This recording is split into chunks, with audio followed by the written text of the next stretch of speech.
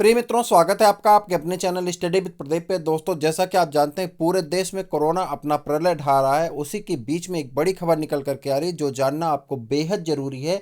मैं आपसे आज कहूंगा कि आज वीडियो को आज पुश नहीं करेंगे, आज वीडियो को आप स्किप नहीं करेंगे, पूरे वीडियो को एक एक कर करके सुनेंगे। क्योंकि कोरोना का जो प्रलय आने वाला है, ना तो इसका अनुमान लगाया जा सकता है और ना ही इसके बारे में कोई सोचा था किस तरह का भी भयंकर संकट आने वाला है। सरकार आफत में है, पूरा सिस्टम तहस नहस हो चुका है। आप अच्छी तरह से जानते हैं, आए दिन 4,000 5,000 मौतें हो रही हैं। पूरी तरह से कोरोना 5 लाख के करीब पहुंचने वाला है। लेकिन उसके बाद जो कोरोना की तीसरी लहर भारत में प्रवेश करने वाली है, वह लहर ना सिर्फ बच्चों को प्रभावित करने वाली बल्कि बहुत बड़ी आफत लेकर के आने वाली है, जो जानना आपको बहुत जरूरी है। इसलिए मैं आपसे रिक्वेस्ट करूंगा कि आप वीडियो में बने रहें और एक एक रिपोर्ट को बहुत अच्छी तरह से समझने का प्रयास करें और जानने का प्रयास करें। यदि आपके घर में नवजात शिशु हैं या 6 साल से छोटे बच्चे हैं, 5 साल के बच्चे हैं, 4 साल के, 10 साल तक के बच्चे हैं, आपको बताते चलें कि जो बच्चों की वैक्सीन है वो भारत में अभी तैयार नहीं है, ट्रायल के फेज में चल रही थी। इस स्थिति को देखते हुए बहुत बड़ा संकट और बहुत बड़े प्रलय की स्थिति आने वाली है। सरकारें सब आफत में हैं, सरकारों के पास कोई विकल्प नहीं है। ऑक्सीजन जहां वो बड़े लोगों को, एडल्ट को नहीं दे पा रहे हैं, बुजुर्ग को नहीं दे पा रहे हैं, वहां छोटे बच्चों के लिए सिस्टम कोई भी नहीं है।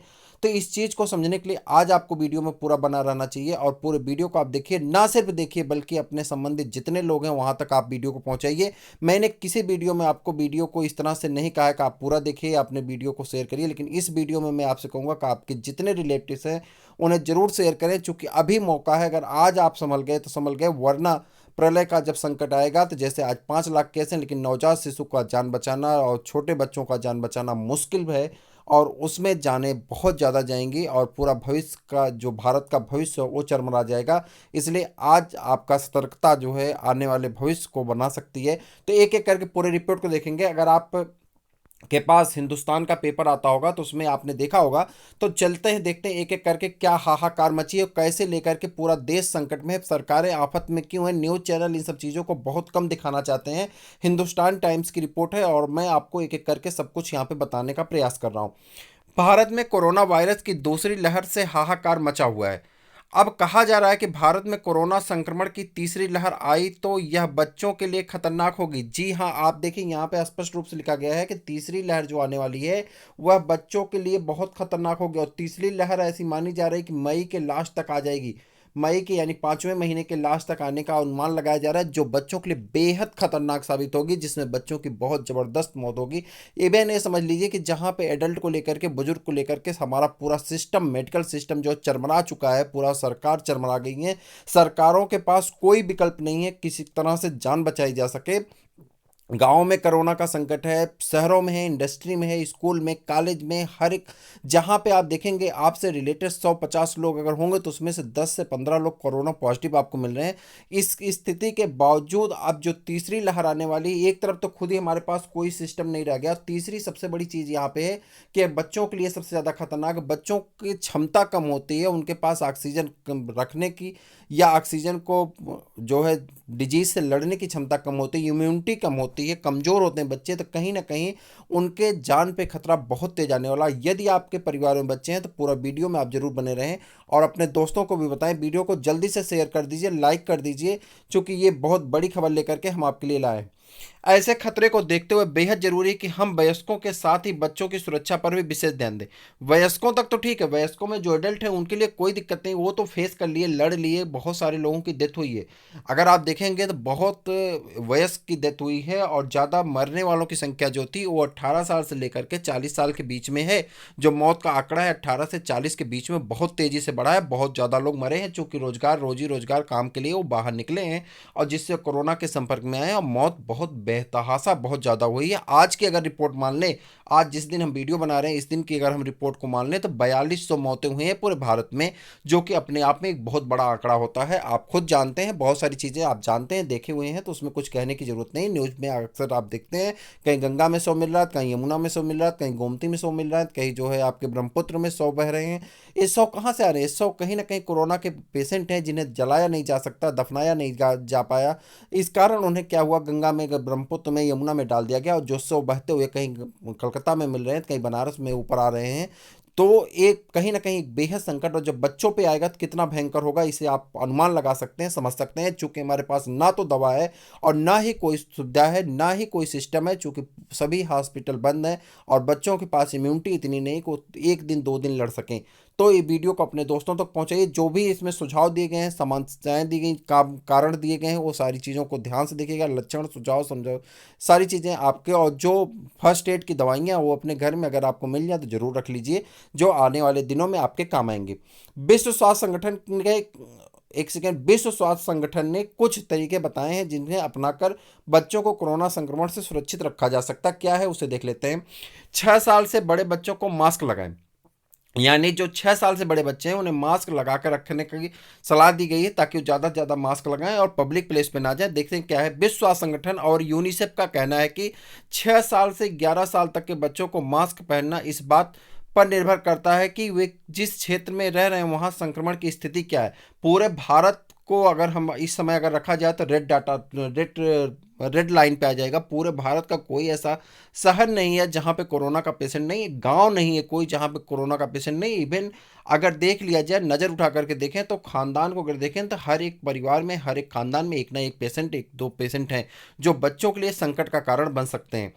तो यहाँ पे कह रहा है कि अगर आप पहले ध्यान दें कि उन्हें निर्भर बनाएं, मास्क पहनने के लिए उन्हें सलाह दें, मास्क पहने, और जिस क्षेत्र में रहें वहाँ संक्रमण की स्थिति क्या है।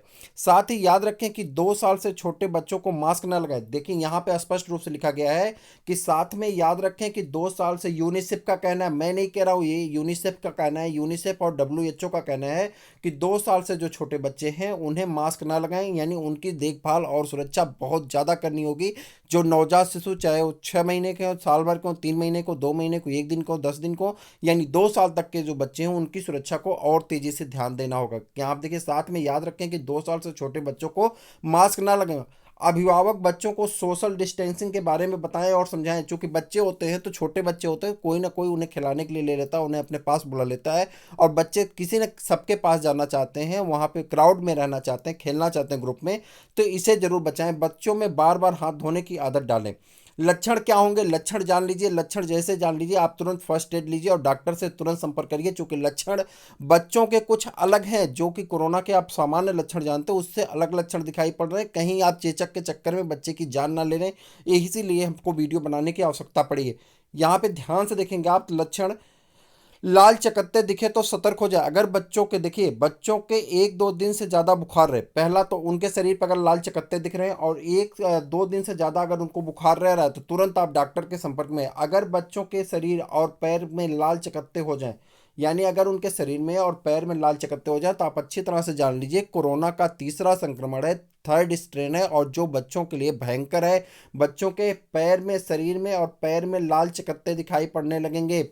अगर आपको बच्चे के चेहरे का रंग नीला दिखने लगे और बच्चे में उल्टी दस्त की समस्या हो, अगर बच्चे के हाथ पैर में सूजन आने लगे, यानी ये 5 लक्षण ऐसे हैं, अगर ये दिखाई पड़ते हैं तो आप ये समझ लीजिए कि बच्चा कोरोना से संक्रमित है, और आपको तुरंत जितना भी आप जल्दी हो सके आपको डॉक्टर के पास जाना है। ऐसे डॉक्टर के पास जाना है जो कोविड के, जहाँ पे हॉस्पिटल बनाए गए हैं जो डॉक्टर कोविड की इलाज कर रहे हैं, ऐसे डॉक्टर के पास ना रह जाएं। या आप घर पे बैठ करके जो सामान्य उपचार होते हैं, जो विलेजेज उपचार होते हैं, या सामान्य उपचार का जो फर्स्ट एड होता है, चेचक को कह करके कि चेचक एक अलग बीमारी है और कोरोना अलग बीमारी है, तो चेचक को लेकर के कहीं अगर आप बच्चे को बैठ गए कि तो उसके ऊपर चकत्ते पड़े हैं, लाल लाल फफोले हैं, तो ये चेचक का लक्षण है। चेचक मान लिए तो बच्चे की मौत निश्चित है।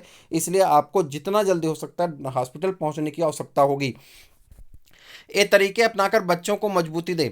तरीके कौन से हैं ये देखिए। फेफड़े मजबूत बनाने के लिए बच्चों को गुब्बारे फुलाने के लिए दे दें, यानी गुब्बारे ले आइए बच्चों को दे दीजिए, बच्चे बैठ करके खेलेंगे, आराम से गुब्बारे बनाए फोड़े, कोई दिक्कत नहीं। 150 रुपये का गुब्बारा फोड़ डालेंगे, इससे ज़्यादा कुछ नहीं होगा। उनसे लंग्स की कैपेसिटी बढ़ती है, क्षमता बढ़ेगी लंग्स की, यानी सांस रखने की क्षमता बढ़ेगी।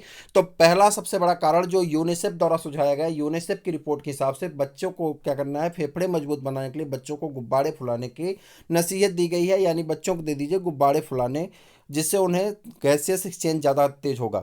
बच्चों को पीने के लिए गुनगुना पानी दें, जिससे संक्रमण का खतरा कम हो जाएगा। हाँ जी, बच्चों को पीने के लिए आपको गुनगुना पानी देना, यानी फ्रीजर का पानी, फ्रिज का पानी, या जो आप भी जो भी वाटर का उपयोग कर रहे हैं उस वाटर को ना दें, बच्चों को गुनगुना पानी देने की आदत डालें।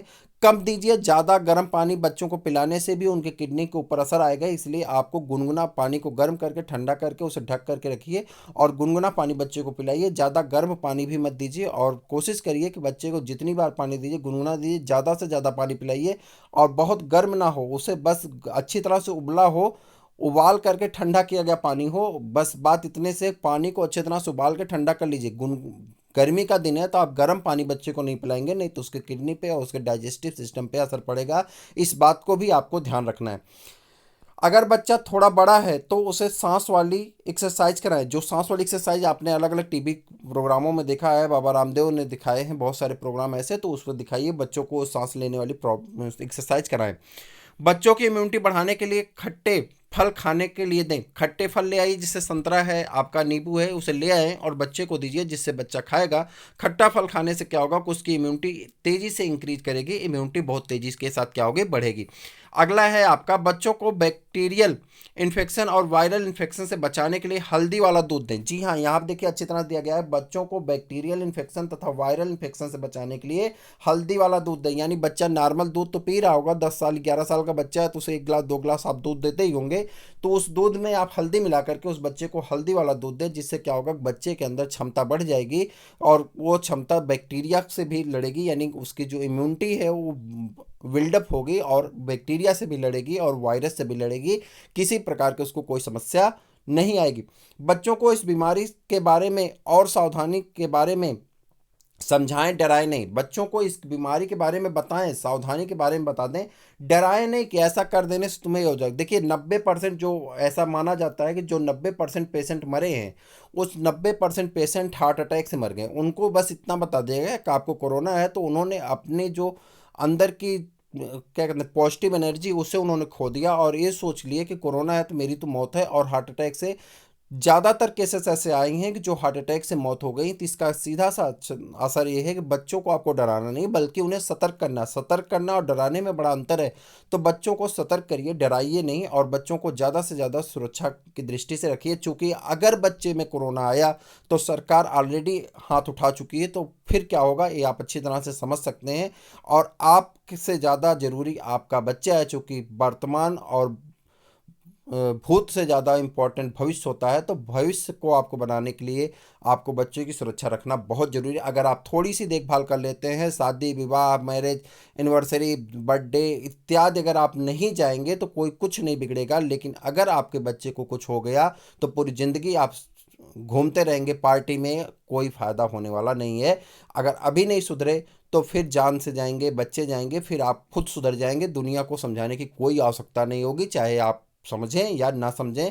ये आपकी एक बड़ी चेतावनी है। और सबसे बड़ी बात यह है कि अगर आप अभी तक वीडियो देख रहे हैं और शेयर नहीं कर रहे हैं तो फिर आप जैसा, मतलब एक कहते हैं ना कि आदमी अगर ज्ञानी है, उसे चीज़ें समझ में आ रही हैं तो उसे शेयर जरूर करना चाहिए। फालतू का मैसेज अगर आप पा जाएंगे, किसी ने सरकार को गाली दिया होगा, किसी ने किसी सिस्टम को गाली दिया होगा, किसी ने फेक न्यूज़ बनाई होगी, तो आप उसे ज़रूर शेयर करेंगे। लेकिन यूनिसेफ की रिपोर्ट को आप शेयर करने में शर्माते हैं, घबराते हैं, उसे नहीं करेंगे। तो आप ज़रूर शेयर करें, अपने दोस्तों को बताएं, हर एक ग्रुप में शेयर करिए, जिससे क्या होगा कि हर आदमी इसे प्ले करेगा। वहाँ पर नीचे डिस्क्रिप्शन में लिखिए शेयर करने के बाद कि भैया आप इस वीडियो को जरूर देखिए, जिससे वो अपने बच्चे को सुरक्षित रख सकते हैं, जिससे बच्चे ज़्यादा से ज़्यादा सुरक्षित रहेंगे। ये बहुत बड़ी चीज़ है। आपके स्कूल कॉलेज अगर बंद हैं, आपके बच्चों की पढ़ाई सिस्टम नहीं बंद है, तो आप बच्चे को अपने कोरोना भी मत होने दीजिए, ये आपकी नैतिक जिम्मेदारी है।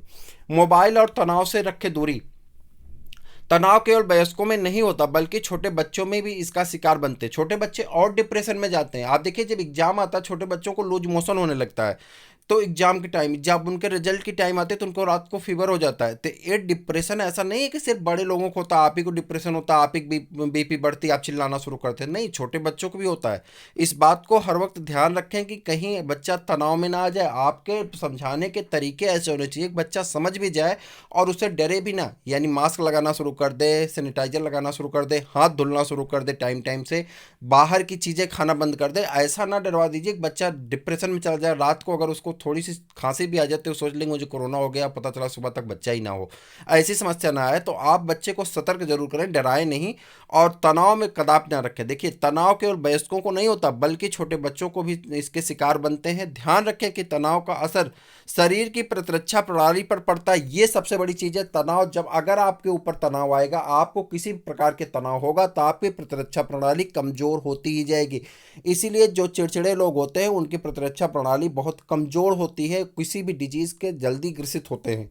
इसलिए आप अपनी प्रतिरक्षा प्रणाली बनाए रखने के लिए, यानी जिसे इम्यूनिटी कहते हैं, प्रतिरक्षा शायद आपको समझ में ना आए, इम्यूनिटी जिसे कहते हैं, इम्यूनिटी बनाए रखने के लिए बच्चे को तनाव में नहीं डालना है। इसीलिए सरकार कई बहुत सारे ऐसे स्कूल हैं, बहुत सारे ऐसे प्रोग्राम्स होते हैं कि नो बैग डे दिया जाता है, बच्चों को खिलाया जाता है, बच्चों को पढ़ाया कम जाता है, बच्चों को होमवर्क कम दिए जाते हैं।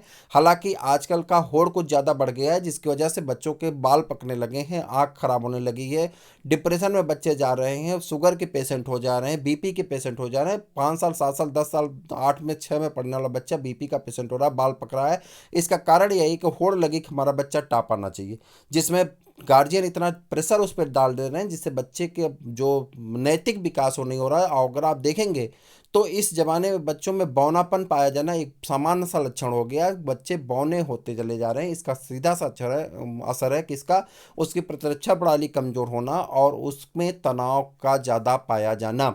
तो यहाँ पे प्रतिरक्षा प्रणाली पर पड़ता है। इस बात पर नज़र रखें कि इस घबराहट भरे दौर में आपको बच्चे मोबाइल टीवी पर क्या देख रहे हैं।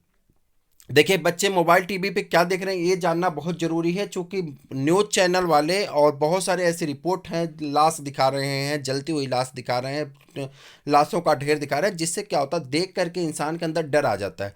अगर आप भी न्यूज़ इस तरह का देखते हैं, आप न्यूज़ लगा करके देख रहे हैं या टीवी पे चला रहे हैं, मोबाइल पे चला रहे हैं, इस तरह की कोई भी फेक खबर चला रहे हैं जो फालतू का कहीं से कट पेस्ट करके लाया गया है, तो मैं आपसे रिक्वेस्ट करता हूं कदाप बच्चों को ना दिखाएं और आप खुद भी ना देखें। देखिए, मौत आएगी तो आपको लेके जाएगी, उसमें आप कुछ नहीं कर सकते हैं। 98% लोगों की मौत नहीं होनी है, 2% मैक्सिमम मरेंगे। तो आप 2% पे नहीं, आप 98% अपने आप को मान कर चलिए। सबसे बड़ी चीज़ है, डरने वाली चीज़ें मत देखिए, जो चीज़ें देखें जो आपको सतर्क कर सकें। तो यहाँ पे सतर्क रहना बहुत ज़रूरी है। बच्चों को ध्यान लगाएं, व्यायाम और सांस नियंत्रण की तकनीकी को सिखाना ज़रूरी है, जिससे बच्चा ज़्यादा से ज़्यादा इम्यूनिटी पावर को बिल्डअप कर सके। सबसे बड़ी चीज़ मैं आपको एक चीज़ कहूँगा कि आप जितने भी पार्टी है, सेरेमनी है, बर्थडे है, ये है, शादी है, या किसी का मान लीजिए डेथ हुई है तो वहाँ पे कुछ फंक्शन होते थे, रहवी वगैरह, वहाँ पे आप ना जाएं, भीड़ में ना जाएं। बच्चों को सुरक्षित रखें। बच्चों को जब आप सुरक्षित रखेंगे तो आप भी सुरक्षित रहेंगे, बच्चे भी सुरक्षित रहेंगे। क्योंकि आपको मैंने कई बार बताया, इस वीडियो के दौरान मैंने 8 से 10 बार बता दिए हम ये बात को कि भारत का पूरा सिस्टम चरमरा चुका है। भारत के पास कुछ भी नहीं है। नॉर्मल पैरासीटामॉल भी अगर आप खोजने जा रहे हैं तो नहीं मिल रहा है, जिंक नहीं मिल रहा, पैरासीटामॉल नहीं, मेडिकल हॉल की स्थिति बहुत ख़राब है। जो कारण सबसे बड़ी चीज़ है कि बच्चे की आप इलाज कहाँ से कराएंगे बच्चों के लिए, और कम पावर की बच्चों की वैक्सीन तक तैयार नहीं, जिसके लिए सबसे बड़ी चीज़ है कि सावधानी, नवजात की सुरक्षा। और जब नवजात शिशु हैं उनके लिए क्या है, नवजात शिशुओं को ज़्यादा लोगों के संपर्क में आने ना दें। नवजात शिशु जो होते हैं ना, उन्हें ज़्यादा लोग खिलाने लगते हैं, और खिलाने में सबसे बड़ी चीज़ है, हमारे यहाँ खिलाने वाले प्यार दिखाने में चुम्मा चाटी शुरू कर देते हैं। सच है, लेकिन आपको भले बुरा लग रहा होगा कि कौन सी भाषा, लेकिन सच यही है कि जैसे लेंगे तैसे चूमना चाटना शुरू कर देते हैं। चूमने चाटने से क्या होगा, सामने वाला कोरोना पेशेंट है, वो बच्चे को चूम रहा है, बच्चे को तो दे दिया, डायरेक्ट मुंह में दे दिया, ले जा करके उसके सांस में दे दिया। तो इस चीज़ से बच्चों को ज़्यादा तक लोगों तक न पहुँचाएं, परिवार के अंदर सुरक्षित रखें। बच्चों को जितने कम लोग हाथ में लेंगे उतना ही अच्छा होगा। माँ के लिए भी यह बेहद ज़रूरी है कि वह अपने हाथों को बार बार धोते रहें। नवजात शिशु को दूध पिलाते समय भी माँ मास्क पहने, ताकि उसे इन्फेक्ट होने से बचाया जा सके। स्तन की साफ सफाई ज़्यादा रखें। जो नवजात शिशु की माँ है, जो दूध पिलाती हैं, जो स्तनपान कराती हैं, उन्हें स्तन की साफ सफाई अच्छे से रखना चाहिए, जिससे बच्चे में कोरोना का असर ना दिखाई पड़े। और सबसे बड़ी चीज़ यहाँ पे है कि बच्चों को ज़्यादा तक लोगों तक ट्रांसफ़र ना करें, जिससे बच्चा सुरक्षित बना रहे। हल्का संक्रमण हो तो ये करें। अगर आपको हल्का संक्रमण दिखाई पड़ रहा है, जो ऊपर लक्षण हमने बताए थे, उस लक्षण से हल्का संक्रमण अगर दिखाई पड़ रहा है तो ये करें। गले में खराश लेकिन सांस लेने में तकलीफ नहीं है, पाचन संबंधी दिक्कत है, पहला ये लक्षण क्या है कि अगर गले में खराश होगी लेकिन सांस लेने में तकलीफ नहीं होगी, लेकिन पाचन संबंधी दिक्कत होगी, बच्चे को भूख प्यास नहीं लगेगी। उपचार, बच्चे को घर में ही आइसोलेट करके उसका उपचार किया जा सकता है। अगर बच्चे को पहले से ही दूसरी समस्या हो तो डॉक्टरी मदद जरूरी है, यानी आपको डॉक्टरी मदद लेनी चाहिए। आगे बढ़ जाते हैं। मध्यम प्रकार का संक्रमण, अगर हल्के लक्षण हैं जैसे कि हल्के निमोनिया के लक्षण, यानी ऑक्सीजन कम हो रहा है, बच्चे का ऑक्सीजन लेवल 90% या इससे नीचे चला जाना। अगर बच्चे का ऑक्सीजन परसेंट 90% से नीचे जा रहा है, बच्चों में ऑक्सीजन का लेवल लगभग 78 90 सॉरी 98 96 99 पॉइंट के इर्द गिर्द फ्लक्चुएट करता है। वयस्क में आपका अगर 91 है, 92 है, 93 तो आपका ऑक्सीजन लेवल सही माना जाता है, लेकिन बच्चे में ऑक्सीजन लेवल 96 से लेकर के 98 तक सही माना जाता है। अगर बच्चे में ऑक्सीजन लेवल की संख्या 90% से नीचे चला जाना, यानी उसे हल्के मीडियम प्रकार का वो है, क्या कहते हैं, लक्षण दिखाई पड़ रहा संक्रमण है, तो यह बच्चे नीचे चला जाना। क्या है उपचार, बच्चे को कोविड अस्पताल में भर्ती कराएं। तुरंत आपको बच्चे को कोविड हॉस्पिटल में ले जाना, किसी हल्के फुल्के डॉक्टर के यहाँ मत रुकिएगा, वरना बच्चे से हाथ धुल जाएंगे आप। कोविड हॉस्पिटल में भर्ती कराएं। शरीर में द्रव्य और इलेक्ट्रोलाइट की मात्रा को संतुलित रखें। इलेक्ट्रोलाइट आपका आता है उसमें, क्या कहते हैं, इलेक्ट्रॉल, इलेक्ट्रॉल का घोल लगातार बच्चे को पिलाते रहिए जिससे उसका संतुलन बना रखे। बाकी तो जो आप डॉक्टर सलाह देंगे उसे आपको करना है। आगे, गंभीर संक्रमण हो तो ऐसा करें। अगर गंभीर संक्रमण हो जाता है, जिससे लगता है बच्चा बहुत गंभीर संक्रमण है, गंभीर निमोनिया हो, ऑक्सीजन स्तर 90% से भी नीचे चला जाए, थकावट, ज़्यादा नींद आने लगे, तो इसका मतलब कि गंभीर संक्रमण है। उपचार, फेफड़े गुर्दे में संक्रमण की जांच कराएं। सीने का एक्सरे लें, कराना जरूरी। कोविड अस्पताल में भर्ती कराया जाए जहां अंग निष्क्रिय होने संबंधी उपचार का प्रबंध हो। उपचार में रेमडेसिविर जैसे स्टेरॉयड का उपयोग डॉक्टरी निगरानी में हो। तो ये इतने सारी चीज़ें हैं जो आपको जानना जरूरी। सबसे बड़ी चीज़ है बच्चे का, मैं एक बार नहीं 1000 बार बताया हूँ, precaution is better than cure. उपचार से अच्छा बचाव है, तो आप बचाव रखें जिससे बच्चा सुरक्षित होगा, आप भी सुरक्षित होंगे, समाज सुरक्षित होगा। तो जितना हो सके अपने दोस्तों में फैला दीजिए। फिर मिलते हैं किसी और वीडियो में, तब तक के लिए इजाज़त दीजिए। नमस्कार।